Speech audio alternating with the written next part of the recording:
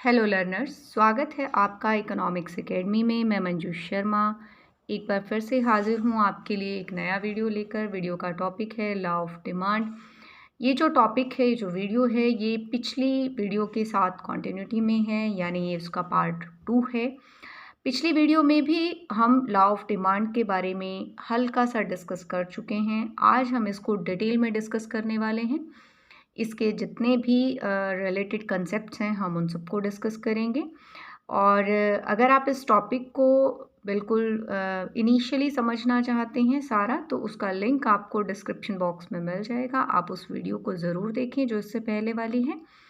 तो चलिए अब इस वीडियो को स्टार्ट करते हैं।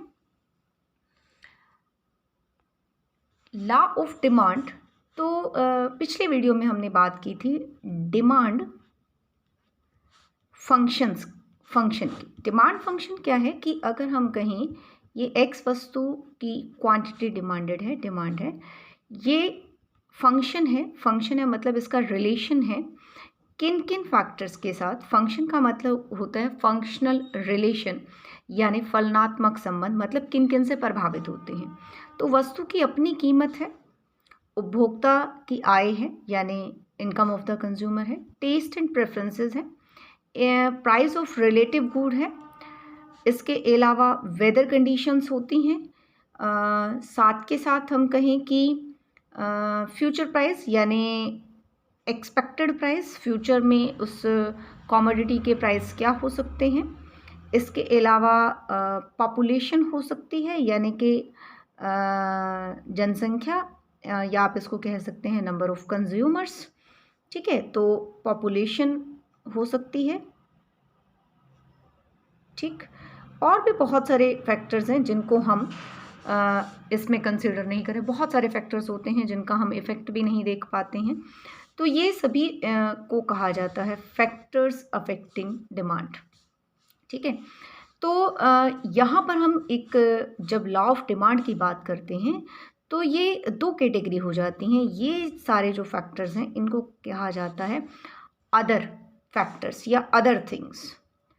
Other factors being the same या बीइंग कांस्टेंट, यानी अन्य तत्वों के स्थिर रहने पर या इनमें कोई चेंज नहीं हो रहा। In that case there is inverse relation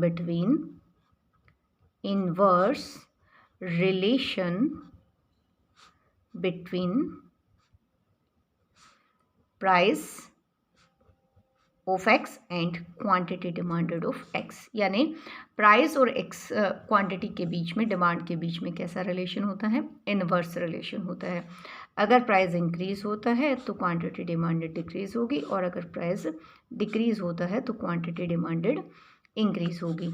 अब यहाँ पर एक बिल्कुल छोटा सा एक कंसेप्ट है बट बहुत इंपॉर्टेंट है। दो चीज़ें होती हैं, एक होती है क्वांटिटी डिमांडेड और एक होता है डिमांड। कहने में दोनों चीज़ें एक सी लगती हैं लेकिन इनमें थोड़ा सा डिफरेंस है। क्वांटिटी डिमांडेड किसी एक पर्टिकुलर प्राइस पर कितनी डिमांड है उसको शो करती है, वेयरएज डिमांड क्या होती है? डिफरेंट प्राइसेस पर Px1 पर डिमांड Qx1 है, Px2 पर डिमांड Qx2 है, ठीक है, Px3 पर डिमांड Qx3 है। इस तरीके से, यानी डिफरेंट प्राइसेस पर कितनी कितनी डिमांड हो सकती है वो डिमांड होती है, और किसी एक पर्टिकुलर प्राइस पर कितनी डिमांड है that is called quantity demanded. ठीक है, अब हमने ये कर लिया। अब हम लॉ ऑफ डिमांड को एक टेबल और डायग्राम से हम इसको कर सकते हैं। ये जो मैं बता रही हूँ आपको, ये हम प्रीवियस वीडियो में भी कर चुके हैं, बट अगर लॉ ऑफ डिमांड पर एक अलग सेपरेट क्वेश्चन आता है तो उसको आप टेबल और डायग्राम से, यानी डिमांड शेड्यूल और डिमांड का जो डायग्राम है उससे आप उसको एक्सप्लेन करेंगे। डिमांड शेड्यूल, ठीक है, और या इसको हम टेबल एंड डायग्राम भी कह सकते हैं, तो हम उससे इसको शो करेंगे। तो हमने यहाँ लिया प्राइस और हम यहाँ ले रहे हैं क्वांटिटी डिमांडेड। ठीक है, प्राइस कोई भी जो वस्तु x है, अगर हम कहते हैं कि प्राइस 5 है और क्वांटिटी डिमांडेड 10 है और प्राइस 5 से इंक्रीज होकर के 10 हो गया और क्वांटिटी डिमांडेड मान लीजिए ये 20 है, क्वांटिटी डिमांडेड 20 से डिक्रीज होकर के 15 हो गई।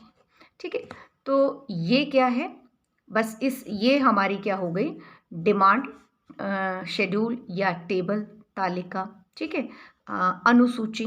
ठीक है, मांग अनुसूची इसको कह सकते हैं। तो अब इसी के बेस पर देखिए, प्राइस इंक्रीज हुआ तो क्वांटिटी डिमांडेड डिक्रीज हो गई। अब एट अ पर्टिकुलर प्राइस जब हम कह रहे हैं तो it is quantity demanded, and जब इसको हम कंप्लीटली कहेंगे डिफरेंट डिफरेंट प्राइसेस पर तो हम इसको क्या कह देंगे, डिमांड। अब इसी को हम क्या करेंगे, डायग्राम से शो करेंगे। डायग्राम में क्या करना है, यहाँ पर हमने लेना है प्राइस वाई एक्सेस पर और एक्स एक्सेस पर हमने क्या लेनी है, क्वांटिटी। ठीक है, तो अब इसको आप किस तरीके से लेंगे, प्राइस लेना है तो 5 के डिफरेंस पर ले लेते हैं, 5 10, और हम क्वांटिटी डिमांडेड को भी, क्वांटिटी को भी 5 के डिफरेंस पे, 5 10 15 एंड 20। जब प्राइस 5 है तो डिमांड कितनी है, 20। ठीक है, और जब प्राइस 5 से इंक्रीज होकर के कितना हो गया, 10, तो डिमांड कितनी रह गई है, 15। ठीक है, इन पॉइंट्स को जब हम ज्वाइन कर देंगे तो we will get a demand curve. ठीक है, ये हमारा क्या आ गया है, डिमांड कर्व। बस इसकी हेल्प से हमने क्या कर दिया, लॉ ऑफ डिमांड को एक्सप्लेन कर दिया। अब इसमें देखिए एक चीज़ रहेगी, क्या है, assumptions of demand, law of demand, assumptions of law of demand. आप ही कहेंगे कि ये तो हमें सबसे पहले डिस्कस करना चाहिए था, हमने किया। ठीक है, क्या किया, देखिए हमने कहा other thing being the same. ये जो other thing being the same है, एक्चुअली यही क्या है, लॉ ऑफ डिमांड की अजम्पशंस हैं। तो हम इनको अलग अलग से क्या कह देंगे कि जो कंज्यूमर की इनकम है उसमें कोई चेंज नहीं होगा, उपभोक्ता की जो टेस्ट, प्रेफरेंसेस, रुचियां हैं, जो उसकी हैबिट्स हैं, उसके अंदर कोई चेंज नहीं होगा। जो रिलेटिव गुड है, यानी जिस वस्तु की हम बात कर रहे हैं उससे संबंधित जो वस्तु है, मे बी वाई, उसके प्राइस में कोई चेंज नहीं हो रहा, वेदर कंडीशंस में कोई परिवर्तन नहीं हो रहा है, फ्यूचर जो एक्सपेक्टेशंस हैं प्राइस की, यानी भविष्य में कीमत में परिवर्तन की कोई भी संभावना नहीं है, पॉपुलेशन में कोई चेंज नहीं हो रहा। तो ये सभी की सभी क्या हैं, लॉ ऑफ डिमांड की अजम्पशंस हैं, मान्यताएं हैं। ठीक है, अब यहाँ पर अब हम बात करें सेपरेटली, ये जो है कि लॉ ऑफ डिमांड है। अब यहाँ पर हम बात करेंगे कि जो ये डिमांड कर्व है, इसको हम कहते हैं, अगर डिमांड कर्व के फीचर की बात करें तो डिमांड कर्व कैसा है, नेगेटिवली स्लोप्ड है, नेगेटिवली स्लोप्ड है from left to right, from left to right ये डाउनवर्ड स्लोपिंग है। डिमांड कर्व क्या है, downward sloping from left to right, बाएं से दाएं नीचे की तरफ गिरता हुआ, यानी इसकी ढलान क्या है, नीचे की ओर है, ऋणात्मक इसकी ढलान है। ठीक है, अब यहां पर एक प्रश्न आता है, why demand curve is downward sloping, downward sloping. अच्छा, इसको कई सारी मतलब बातें कही जा सकती हैं इसके बारे में, कि डिमांड कर्व डाउनवर्ड स्लोपिंग क्यों है, या हम कहें कि प्राइस और क्वांटिटी डिमांड में इनवर्स रिलेशन क्यों होता है, या हम ये कहें कि लॉ ऑफ डिमांड इम्प्लीमेंट क्यों होता है, why law of demand implement, क्यों इम्प्लीमेंट होता है, क्यों लागू होता है, मांग का नियम क्यों लागू होता है। ठीक है, तो इसके कई सारे रीजंस हैं, जिनमें से सबसे पहला जो रीजन है वो है कि law of diminishing marginal utility, diminishing marginal utility. ठीक है, ये जो है इस लॉ के बारे में लॉ ऑफ डिमांड से पहले एक्चुअली पढ़ाया जाता है। ये जो लॉ ऑफ डिमांड है ये कहीं ना कहीं ये जो यूटिलिटी लॉज हैं हमारे वहाँ से ड्राइव होकर के आ रहा है एक्चुअली। तो इसके बारे में हमें मतलब पहले पता होना चाहिए। आल्दो मैंने इनके ऊपर अभी कोई वीडियो नहीं बनाई है, बट अब ये टॉपिक आया है तो मैं इसके ऊपर नियर फ्यूचर में ज़रूर कोई ना कोई वीडियो शेयर करूँगी। फ़िलहाल यहाँ पर हम देखें कि इसका मतलब है घटती सीमांत उपयोगिता। ठीक है, घटती सीमांत उपयोगिता क्या कहती है कि जब किसी भी कमोडिटी को हम कॉन्टिन्यूटी में यूज़ करते हैं, मतलब हमने उसकी फर्स्ट यूनिट यूज़ की, ठीक है, फर्स्ट यूनिट हमने उसकी यूज़ की, फिर हमने उसकी सेकंड यूनिट यूज़ की, फिर हमने उसकी थर्ड यूनिट यूज़ की, फिर हमने फोर्थ यूनिट यूज़ की। जैसे कि आपने एक आइसक्रीम खाई, फिर दूसरी आइसक्रीम खाई, फिर तीसरी खाई, फिर चौथी खाई।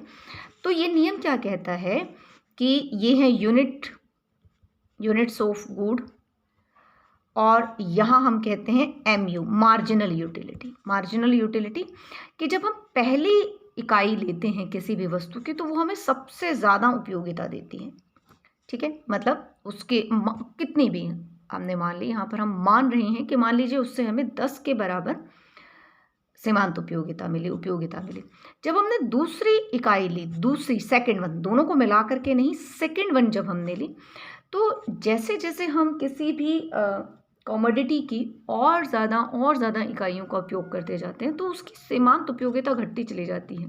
ऐसा law of diminishing marginal utility कहता है। जब हम उसकी थर्ड लेंगे तो 6 हो गई। आप इसको कह सकते हैं कि हमने पहली रोटी खाई, हमें ज़्यादा उपयोगिता मिली, भूख लगी हुई थी बहुत ज़्यादा, तो पहली रोटी खा करके एकदम से बहुत सेटिस्फेक्शन फील हुई, आहा कुछ तो गया अंदर, इस तरीके से, तो सबसे ज़्यादा सेटिस्फेक्शन हमें मिली। दूसरी खाई क्योंकि जो बहुत ज़्यादा भूख थी वो कुछ हद तक शांत हो चुकी है, तो दूसरी से जो हमारी सीमांत उपयोगिता वो पहले की तुलना में कम हो गई। तीसरी ली तो थोड़ी सी और कम हो गई, चौथी ली तो और कम हो गई, पाँचवीं ली तो और कम हो गई, छठी ली तो 0 ही हो गई, सातवीं ली तो हो सकता है नेगेटिव ही हो जाए। सातवीं रोटी खिला दी आपको, उल्टी लग गई, है ना, वॉमिट हो गया, तो नेगेटिव भी हो सकती है। तो इस लॉ की वजह से ये लागू होता है। अब बात आती है कि इसकी वजह से क्यों लागू होता है। अब देखिए कि जब हमारे लिए किसी चीज़ की उपयोगिता घट चुकी हो तो क्या हम उसके लिए ज़्यादा कीमत देने को तैयार होंगे। देखिए ये नियम ये कहता है कि एक व्यक्ति किसी भी वस्तु के लिए उतनी कीमत देने को तैयार होता है जितनी उससे उसको क्या मिलती है, सीमांत उपयोगिता। ठीक है, मतलब जब हम कोई वस्तु खरीदते हैं तो हम क्या सोच रहे होते हैं कि ये मुझे पसंद आई है या इससे मुझे इतनी सेटिस्फेक्शन मिल रही है, इसके लिए मैं 10 रुपये दे सकता हूँ। ठीक है, ये नहीं 10 नहीं 8, तो मतलब जितना हमें उससे क्या मिल रही है, सीमांत उपयोगिता, उतनी ही उसके लिए हम कीमत देने को तैयार होते हैं।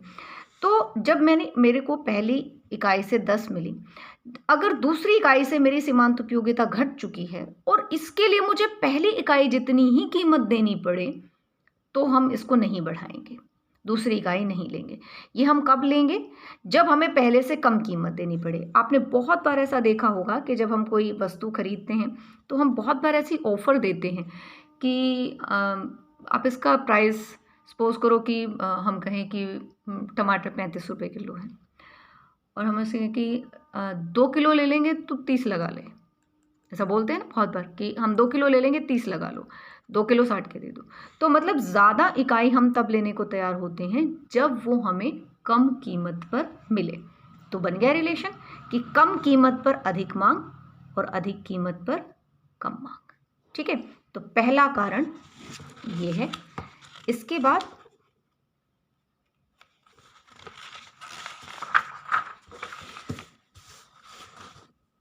मांग के नियम के लागू होने का दूसरा कारण क्या है,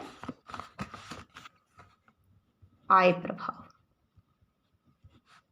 आय प्रभाव, इनकम इफेक्ट।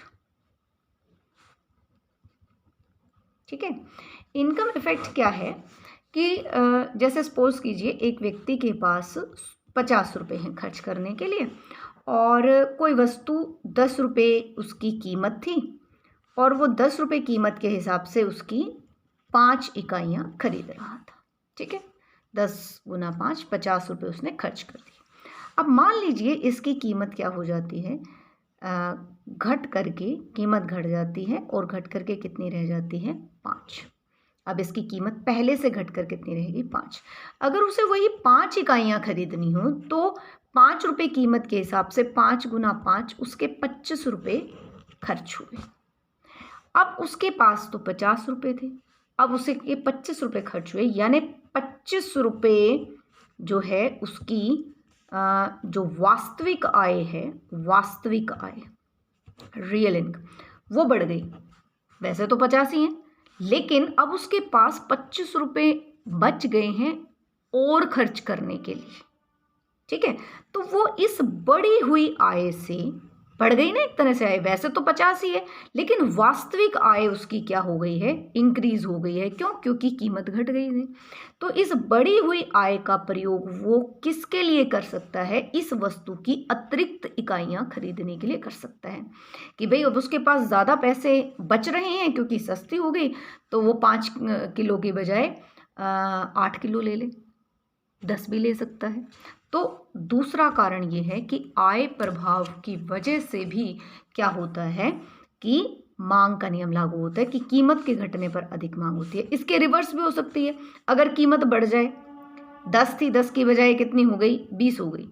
ठीक है, अब 20 हो गई जैसे ही, तो अब क्या कर पाएगा वो, अब वो उसके पास है तो 50 ही रुपये, अब उसकी वास्तविक आय घट गई, तो अब उसको क्वांटिटी घटानी पड़ गई।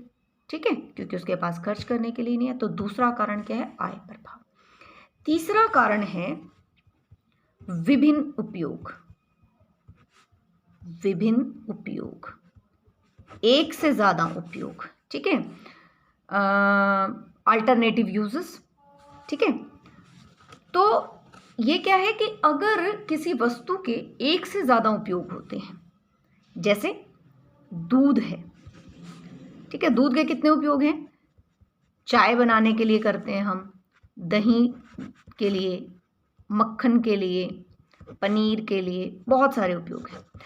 अब जब हमारे दूध अगर सस्ता हो, अगर महंगा हो, अगर दूध के प्राइस ज़्यादा हैं, महंगा है दूध, यानी उसकी कीमतें अधिक हैं, तो हम दूध का प्रयोग केवल उस उपयोग में सबसे पहले करेंगे जो सबसे ज़्यादा प्रायोरिटी पे है हमारी, जो हमारी प्राथमिकता में सबसे ऊपर है। अगर हमारी प्राथमिकता में चाय सबसे ऊपर है तो चाय पर ही उसका इस्तेमाल किया जाएगा, और महंगा है दूध तो कम क्वांटिटी हम इसके लिए करेंगे। अगर दूध सस्ता हो जाए, ठीक है, महंगा है तो हमने सिर्फ इसके लिए किया, अगर दूध के प्राइस जो हैं वो घट जाए, प्राइस ऑफ मिल्क वो क्या हो जाए, डिक्रीज हो जाए। अब सस्ता हो गया तो हमने सोचा चाय तो बना ही रहे हैं, ऐसा करते हैं कि दही और जमा लें। ठीक है, तो हमने क्या किया कि जो उसके बाद सेकंड जो प्रायोरिटी पर हमारा उपयोग था दूध के लिए, हम उसमें उसके उस मात्रा को बढ़ा देते हैं। क्यों? क्योंकि सस्ता हो गया। तो फिर से वही चीज़ आ गई कि कीमत घटने पर हमने मांग क्या कर दी, बढ़ा दी। और अगर रिवर्स हो कि दूध सस्ता था, जो सभी लोग चाय भी बना रहे थे, दही भी बना रहे थे, पनीर भी बना रहे थे, लेकिन महंगा हो गया, तो क्या कर दिया भाई, पनीर कट करो। ठीक है, महंगा हो गया, इतना नहीं वो कर सकते तो बहुत महंगा पड़ जाएगा, पनीर कट कर दो। और महंगा हो गया जी, मक्खन कट कर दो। ठीक है, तो कम होती जा रही है क्वांटिटी, प्रयोग कम होता जा रहा है, तो अधिक कीमत पर क्या हो गई, कम मांग। और चौथा जो कारण है इसका वो है प्रतिस्थापन प्रभाव।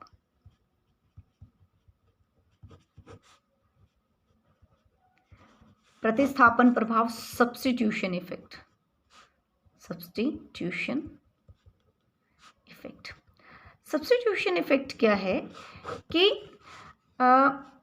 जो वस्तुएं एक दूसरे के स्थान पर प्रयोग की जाती हैं उनको हम कहते हैं प्रतिस्थापन वस्तुएं। ठीक है, तो जो सब्स्टिट्यूट गुड्स होती हैं उसमें भी क्या होता है कि अगर एक वस्तु, जैसे सपोज कीजिए कौन से सब्स्टिट्यूट गुड्स लें हम, पेप्सी और कोका कोला।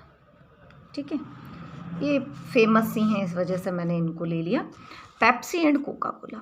जिनमें क्या है कि अगर पेप्सी के जो प्राइस हैं वो बढ़ जाएं, ठीक है, दोनों एक दूसरे के सब्स्टिट्यूट हैं, तो लोग क्या करने लगेंगे भाई, पेप्सी की जगह किसको लेने लग जाएंगे, कोक को लेने लग जाएंगे। ठीक है, पेप्सी की जगह क्या करेंगे, कोक को लेने लग जाएंगे। तो क्या हुआ, यानी पेप्सी को सब्स्टिट्यूट कर दिया, प्रतिस्थापन कर दिया, बदल दिया, किससे, कोक से। भाई ये महंगा हो गया, अब तो हम कोक ले लेंगे। ठीक है, या जैसे हम कहें, अब मैंने पिछली वीडियो में भी एग्जांपल लिया था एप्पल और बनाना का, दोनों फ्रूट्स हैं, सब्स्टिट्यूट हैं, फ्रूट चाहिए। मान लीजिए एक व्यक्ति के लिए ये मैटर नहीं करता कि फ्रूट एप्पल है या बनाना है, बस फ्रूट चाहिए।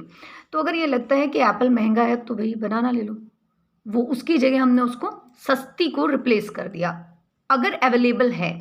अगर अवेलेबल नहीं है फिर तो नहीं पॉसिबल है, लेकिन अवेलेबल है तो हमने कर दिया। तो इस प्रतिस्थापन प्रभाव की वजह से क्या हो गया कि वस्तु की कीमत बढ़ने पर उसकी मांग घटेगी, क्योंकि हमने क्या किया, उसकी जगह उसके सस्ते सब्स्टिट्यूट को उसकी जगह पर इस्तेमाल कर दिया। तो ये वो कारण हैं जिनकी वजह से मांग का नियम लागू होता है।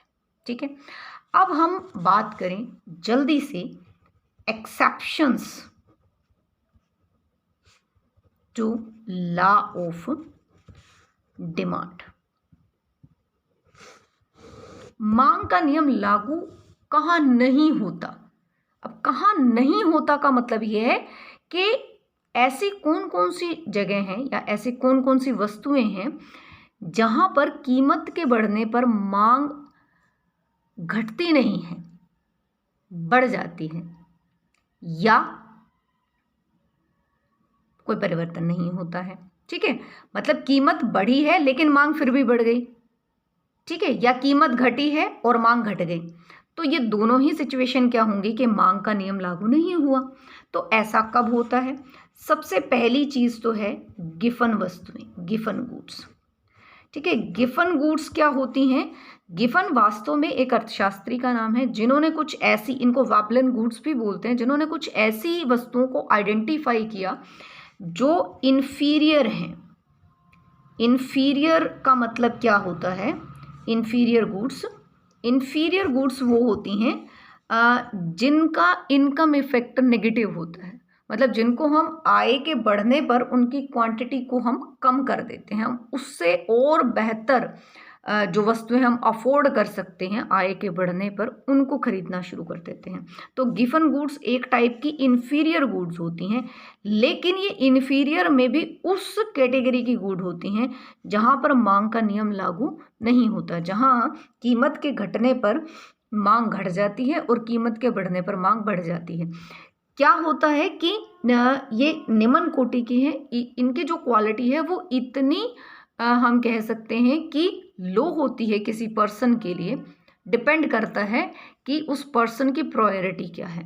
तो वो क्या करते हैं कि आय, जैसे ही उसकी आय बढ़ी वो उसकी क्वांटिटी को बहुत ज़्यादा क्या कर देता है, घटा देता है। ठीक है, और उसका एक बहुत ऐसा विकल्प जिसको वो अब वर्तमान में जो उसकी बढ़ी हुई आय है उससे खरीद सकता है वो लेने लग जाता है।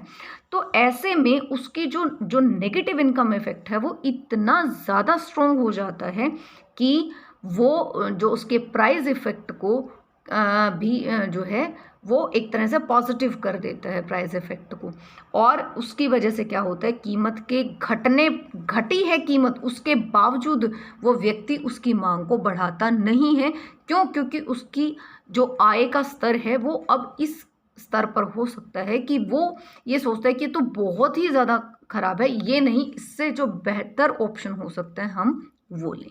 तो वो हैं गिवन वस्तुएं। दूसरी हैं prestigious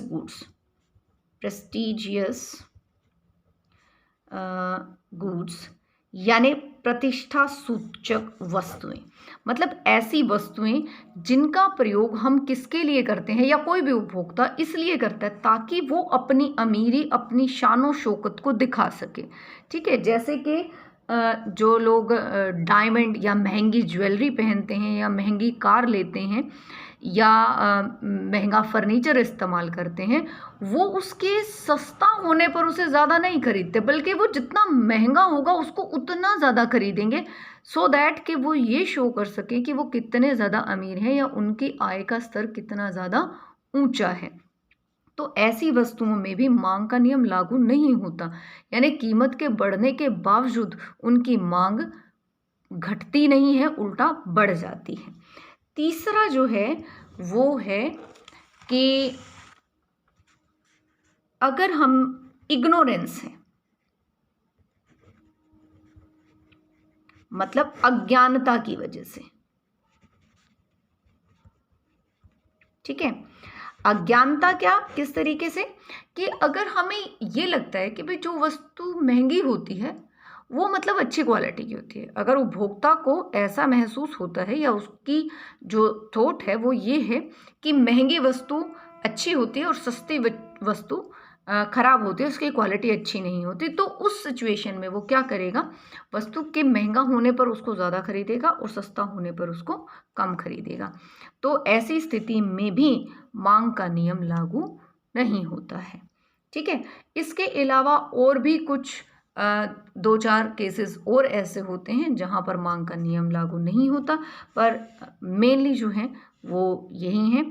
so law of demand के कंसेप्ट के लिए इतना ही।